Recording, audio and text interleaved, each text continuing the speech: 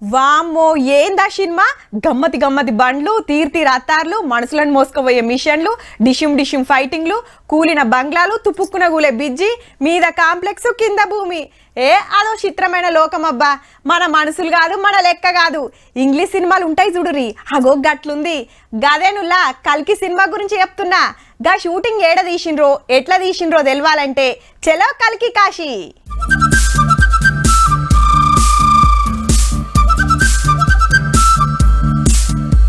కల్కి సినిమాలా కాశీనగరం గిదే ఇట్లా సెట్ వేసి షూటింగ్ తీసి గ్రాఫిక్స్ అతకబెట్టి టాకీస్లకు ఇడిస్తే బొమ్మ సూపర్ హిట్. ఇది ఇప్పుడు మీరు చూసి ఉంటారు సినిమాలో బార్ కౌంటర్ అని చెప్పేసి ప్రభాస్ గారు ప్లస్ దుల్కర్ సల్మాన్ వాళ్ళు కూర్చొని ఉంటారు.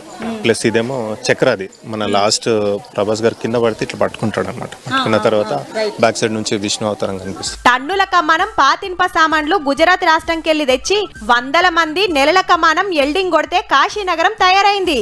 3 years నుంచి దీని మీద వర్క్ చేసినాం, షూటింగ్ కూడా అయిపోయింది. ప్రతిసారి ఇక్కడ షూట్ ప్లాన్ చేసినప్పుడల్లా ఖచ్చితంగా వర్షం పడుతుంది అనమాట. ఈ సెట్ కాంచి అసంటపోతే శంబాల కాంప్లెక్స్ సెట్టింగ్లు అమితాబ్ బచ్చన్ విగ్రహం చూడురి ఎంత పెద్దగుందో. సినిమాల సుత సేమ్ ఇట్లనే ఉంటాడులే. ప్రభాస్ నడిపే బుజ్జి బండి గిదేనబ్బా తయారు చేస్తానికి 7 కోట్లు పట్టిందట. ఈ బిజ్జి మీదే ఖతర్నాక్ ఫైటింగ్ ఉంటది. హౌ విలన్ తిరిగే పుష్పక విమానం కైరా అనే అమ్మాయి ఈ బండి మీదే పోతది. బండ్లు మొత్తం ఈడనే ఉన్నాయి మంచిగా చూడురి. వెనకటి కాలం పుస్తకాలు వస్తువులు తీర్ తుపాకులు గమ్మతి గమ్మతి డ్రెస్సులు. డైరెక్టర్ నాగశ్విన్ సార్ చెప్పినట్టే కాగితం మీద డిజైన్ గీసి అటెన్ గా ఇట్లా తయారు చేసిరట అన్ని కూడా. సినిమా తీస్తానికి 4 ఏండ్లు పడితే ఈ సెట్ లా 245 రోజులు షూటింగ్ అయింది. ఇంతకు ఈ సెట్ వేసింది ఏడనో కాదు మన హైదరాబాద్ దగ్గరలా శంకర్పల్లి కాడనే.